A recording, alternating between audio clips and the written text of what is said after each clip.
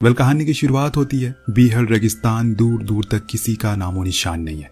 इस बीच हम यूनुस नाम के आदमी को देखते हैं जो बहुत ही जल्दी में है। वो बार बार पीछे भी देख रहा है, शायद उसका कोई पीछे कर रहा है, शायद उसे किसी बात की फिक्र है।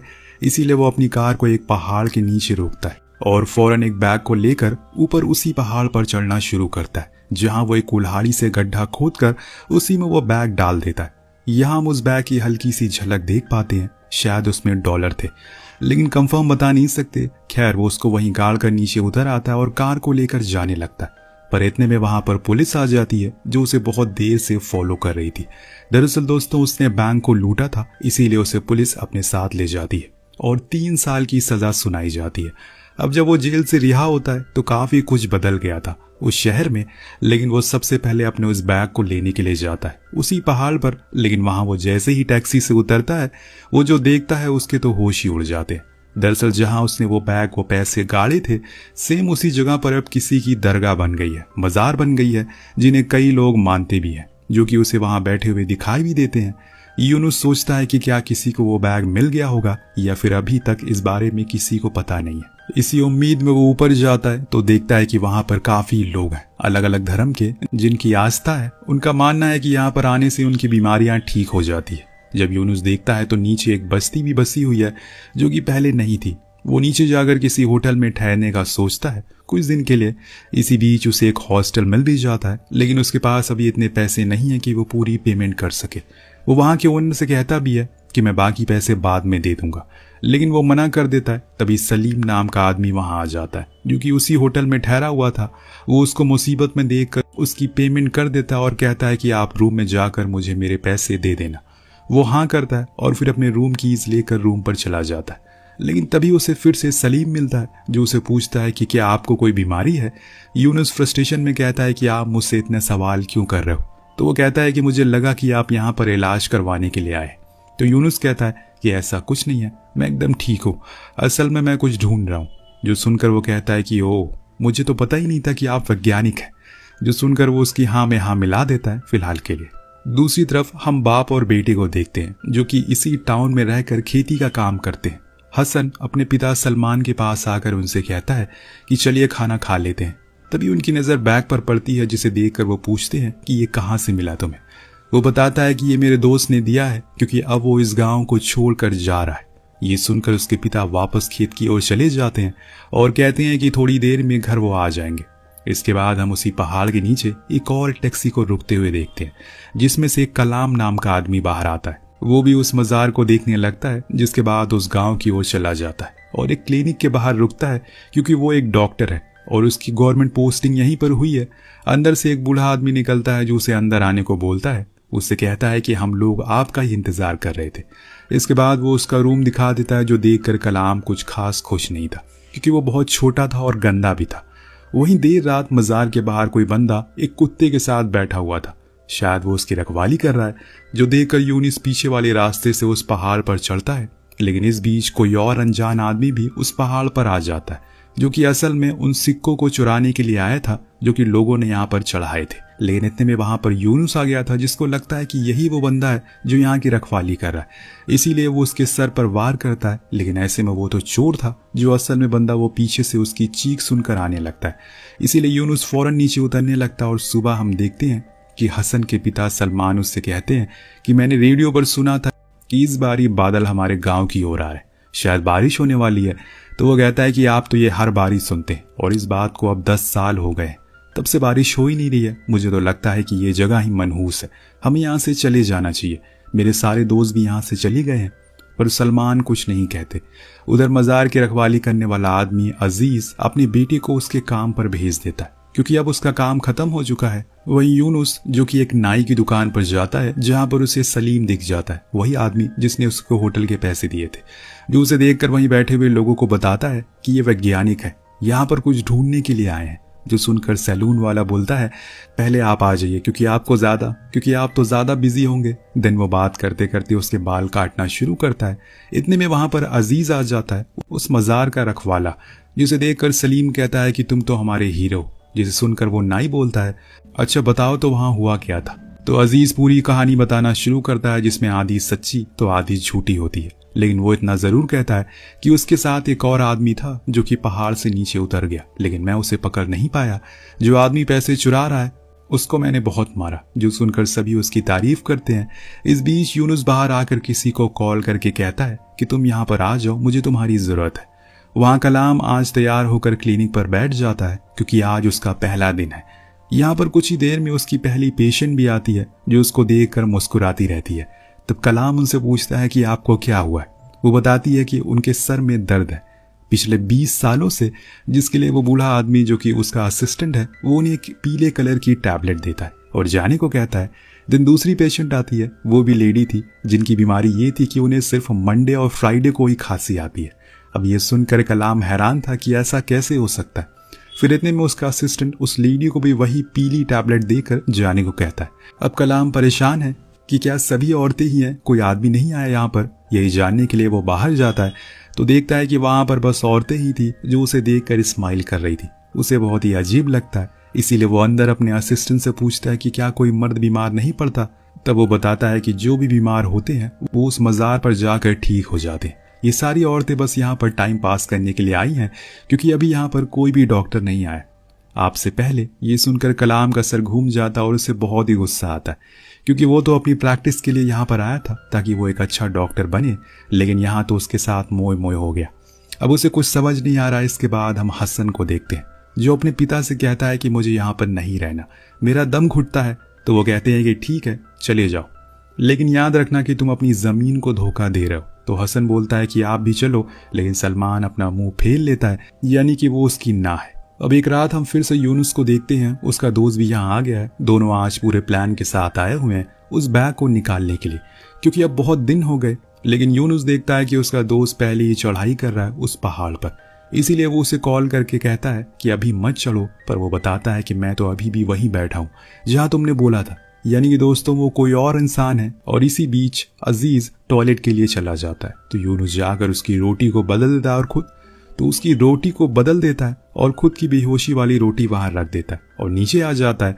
इतने में वो दूसरा आदमी भी ऊपर चढ़ जाता है और उस मज़ार के बोट को चुरा लेता है। जब अजीज वापस लौटता है तो देखता है कि वहां पर बोट की चोरी हो गई है, इसीलिए वो तुरंत पुलिस को कॉल कर देता है, जो कि यूनुस देख लेता है और अपने दोस्त को यह प्लान कैंसिल करने को कहता है क्योंकि उसने पुलिस को कॉल कर दिया है। अब इसके बाद अजीज उस रोटी को खाना शुरू करता है और खुद के कुत्ते को भी खिलाता है, जिसके कुछ देर बाद दोनों ही बेहोश हो जाते हैं। उधर हम कलाम को देखते हैं जो कि टीवी पर एक ही चैनल को देखते देखते बोर हो गया है, इसीलिए वो अपने असिस्टेंट के पास जाता है जिसने काले कपड़े पहन रखे। जो देखकर वो पूछता है कि तुम ये काले कपड़े क्यों पहन रखे। तब वो उसे अंदर आने को कहता है जहाँ कलाम उस मज़ार का बोर्ड उसके बेड पर देखता है, जिससे वो समझ जाता है कि असल में पुलिस किस लिए आई थी। लेकिन वो उसे भरोसा दिलाता है कि वो किसी को कुछ नहीं बताएगा। तब उसका असिस्टेंट कहता है कि मैं अपनी ज़िंदगी से बोर हो गया हूँ, इसीलिए मैं आज टेस्ट करने चला गया। जो गार्ड वहां पर है वो कितना सतर्क बैठा, लेकिन वो तो एक बूढ़े आदमी से भी हार गया। जो सुनकर कलाम हंसने लगता है और खुद ही मन सोचता है कि यार वो कहाँ आ गया, किस जगह पर सरकार ने उसे भेज दिया। अगले दिन अब जब अजीज शेविंग के लिए जाता है तो सभी बंदे उसकी ओर पिछली बारी जितनी खुशी से देख रहे थे इस बारी उतने ही गुस्से से देखते हैं। उधर सलमान अपने एक दोस्त को लेकर खेत में जाता है और कहता है कि उन्हें अब गॉड से प्रे करना होगा, तभी यहाँ पर बारिश होगी, क्योंकि वो हमसे किसी बात पर बहुत नाराज है। इधर जब यूनुस का पार्टनर सैले ऊपर मज़ार पर जाता है तो देखता है कि वहां पर एक औरत अपनी माँ के पैरों में उसी सिक्के वाले बाउल का पानी लगा रही है, जिससे वो फिर से चलना शुरू कर दे। ये देखकर सैले को लगता है कि जरूर ये कोई चमत्कारी मज़ार होगी, तभी लोग इसे इतना मानते हैं। वापस आकर यूनुस सैले से कहता है कि हमें कुछ करना होगा वरना बहुत देर हो जाएगी। तब सैले पूछता है कि क्या ये सच है कि तुमने वहीं पर वो पैसे गाड़े थे, क्योंकि लोगों का मानना है कि वहां पर किसी सेंट की कब्र है और उन्होंने चमत्कार होते हुए भी देखा है। तो वो कहता है कि ऐसा कुछ नहीं है, वहां कोई चमत्कार नहीं होता, ये सब लोगों की खुद की बनाई हुई कहानियां हैं। वहां बस मेरा पैसा है, हमें बस उस अजीज और उसके कुत्ते का कुछ करना होगा। तब सैले कहता है कि क्यों ना हम उन दोनों को मार दे। तो यूनुस कहता है कि जिससे कि पुलिस हमें सबसे पहले आकर पकड़ लेगी, जैसे हमारा रिकॉर्ड है, ये सबसे बड़ी बेवकूफ़ी होगी, हमें दिमाग से काम लेना होगा। लेकिन अगले दिन सैले जब अपनी कार में होता है तो देखता है कि वहां पर अजीज का बेटा अपनी बकरियों को चला रहा है, उसके पीछे पीछे उसका कुत्ता भी है, इसीलिए वो बिना देरी किए उसके ऊपर कार को चढ़ा देता है। अब पूरा गांव ये खबर सुनकर दुखी हो जाता है और अजीज के पास उस कुत्ते को लेकर आता है। जो देखकर वो बहुत ज़्यादा गुस्से में आ जाता है और अपने बेटे को एक ज़ोरदार थप्पड़ मारता है। लेकिन सब लोग कहते हैं कि इसमें इसकी कोई गलती नहीं है, एक कार इसके ऊपर चढ़ गई। इतने में एक आदमी कहता है कि हमें इसको क्लिनिक लेकर जाना चाहिए। इसलिए सब कलाम के पास पहुंचते हैं, जो उसका इलाज करना शुरू करता है। जब यूनुस को पता चलता है तो सैले को वो बहुत सुनाता है और कहता है कि तुमने ये बहुत गलत किया। अब पूरा गांव अलर्ट हो जाएगा, क्योंकि पहले ही 2 बार मजार में चोरी हो चुकी है। तो वो सैले कहता है कि मैं उस कार को छुपा दिया है, किसी ने भी मुझे ऐसा करते हुए नहीं देखा, इसीलिए तुम टेंशन मत लो। दूसरी ओर क्लिनिक में कलाम अजीज को बुलाकर बताता है कि मैंने इसकी जान बचा ली है, लेकिन इसके सिर्फ 2 ही दांत बचे हुए हैं, इसीलिए अब इसको कोई भी कड़ी चीज मत खिलाना, इसको थोड़ा आराम करने देना। अजीज हाँ कहता और फिर उसको लेकर वहां से घर आ जाता। सीन कट होता और हम हसन को देखते हैं, जो अपने पिता के साथ खेत में बैठा था। तभी उसके सामने से सलमान का एक पुराना दोस्त इस गांव को छोड़कर जा रहा है। हसन उनसे मिलने जाता है, लेकिन सलमान अपनी नजरें फेर लेता है, क्योंकि उसे ये नहीं पसंद कि कोई भी इस गांव को छोड़कर जाए। उनके जाने के बाद वो अपने बेटे से कहता है, पहले यहाँ पर बारिश होती थी, लेकिन जब से उस सेंट की कब्र मिली है, मानो पूरे गांव में मनहूसियत फैल गई है। जो सुनकर हसन कहता है कि आप अपनी गलती किसी और पर थोप नहीं सकते। उधर रात में फिर से यूनुस और सैले दोनों ही मजार पर जाने की तैयारी में लग जाते हैं। इतने में वो देखते हैं कि जो उस दिन मजार पर एक लेडी अपने पैरों को पानी से धुल रही थी, वो आज खुद ही व्हील चेयर पकड़कर चल रही है, जो देखकर सैले सबसे ज्यादा हैरान था। लेकिन उन्हें देर हो रही थी, इसीलिए वो निकल पड़ते हैं और देखते हैं कि आज अजीज अकेले है। लेकिन आज सैले कहता है कि उसे कुछ ठीक नहीं लग रहा है, उन्हें कल आना चाहिए। लेकिन यूनुस ऊपर जाने की जिद करता है, पर वो फिर उसे रोकता है और कहता है कि आज कुछ ठीक सा नहीं लग रहा है, हम कल आते हैं। वो मान जाता है और घर लौट जाता है। अब अगले दिन सलमान हथौड़ा लेकर उस मजार को तोड़ने पहुंच जाता है, पर कुछ लोग उसे ऐसा करने से रोकते हैं। आपको पता ही है सलमान किस कदर गुस्सा है। खैर, रात होने पर हसन अपने पिता के पास खाना लेकर जाता है और कहता है कि आपने सुबह से कुछ नहीं खाया, पर वो उसके सवाल का कोई जवाब नहीं देते। हसन को लगता है कि शायद वो उससे नाराज है, इसीलिए वो खाना वहीं रखकर बाहर आ जाता है। लेकिन जब अगले दिन जाता है तो देखता है कि वो खाना अभी भी वैसे ही रखा हुआ है, जिससे कि उसे उनकी फिक्र होने लगती है। वो उन्हें बार बार पुकारता है, लेकिन सलमान की कोई आवाज नहीं आ रही थी। हसन को लगता है कि शायद ये अपने दोस्त को याद कर रहे होंगे, इसीलिए वो उसी दिन उनके गांव जाकर उन्हें सब बताता है और फिर उनके साथ अपने घर की ओर आने लगता है। पर उनका दोस्त भी सलमान की हालत को देखकर समझ नहीं पाता असल में उन्हें क्या हुआ है। आगे हम देखते हैं कि अजीज उसी नाई के पास जाकर कहता है कि उसे उसकी मदद चाहिए। असल में उसने अपने कुत्ते के दांत लगवाने हैं, तो वो कहता है कि मैं बस सोने के दांत ही लगाता हूँ। तो अजीज कहता है कि ठीक है, मैं पैसे का इंतजाम कर दूंगा, बाकी तुम उन दांतों को बना दो, फिर हम डॉक्टर से उसे लगवा देंगे। वो मान जाता और उसी रात वो अपने डॉग के कुछ टूटे हुए दांत और पैसे लेकर उस नाई के घर पहुंचता है। लेकिन उसमें कुछ पैसे कम थे, इसीलिए वो कहता है कि वो उन्हें कुछ ही दिन में अपनी जमीन बेचकर लौटा देगा। देन कुछ दिन बाद वो नाई उन सोने के दांतों को बना देता है, जिसे लेकर वो डॉक्टर के पास जाता है। अब डॉक्टर कलाम उसे लगा देते हैं और ये चीज़ जब गांव वाले देखते हैं तो वो कलाम की बहुत तारीफ करते हैं, उस डॉग की भी। ऐसे ही एक दिन अजीज अपने कुत्ते को घर के बाहर बांधकर सोने के लिए चला जाता है, और उसे लगता है कि अगर किसी ने उन सोने के दांतों को चक्कर उसके कुत्ते को फिर से कुछ कर दिया तो क्या होगा, इसीलिए वो उसे अंदर भेजकर खुद ही रखवाली करने लगता है। यही समय का पहिया है दोस्तों, कल कुत्ता उसकी रखवाली कर रहा था और आज वो कुत्ते की कर रहा है। वहीं दूसरी ओर हसन फिर से अपने पिता के कमरे में जाता है, पर वो देखता है कि उनकी मौत हो गई भूखे रहने की वजह से। इसके बाद वो उन्हें वहीं अपने खेत में दफन कर देता है। एक दिन यूनुस और बहुत उदास हो जाता है। एक दिन यूनुस देखता है कि मजार पर कोई भी पहरेदारी के लिए नहीं है, यही सही मौका है, इसीलिए वो ऊपर जाता है। लेकिन तभी बिजलियां कड़कना शुरू हो जाती है, जिससे उसे डर लगने लग गया था, इसीलिए वो वापस नीचे आ जाता है और कहता है कि हम कल आएंगे। और इसी तरह से एक एक दिन निकलता जा रहा था। अब अगले दिन सुबह हसन अपना घर बंद करके गांव छोड़कर जाने की तैयारी में था। अपने पिता को वो आखिरी सलाम करता है, लेकिन तभी आसमान से पानी गिरना शुरू हो जाता है, जिसे देखकर वो रोने लगता है, क्योंकि यही तो उसके पिता हमेशा से चाहते थे। इसी के लिए उन्होंने कितनी दुआएं करी। आखिरकार बारिश हो ही गई। वो अपने घर वापस लौट आता और शायद ऊपर वाला भी उसे रोकना चाह रहा हो। उस दिन हसन ऊपर जाकर उस मजार पर बैठ जाता है और सबके जाने के बाद वो वहाँ एक गड्ढा खोदता है और एक बम उसमें लगा देता है, जिसकी वायर वो पीछे से जाकर जला देता है।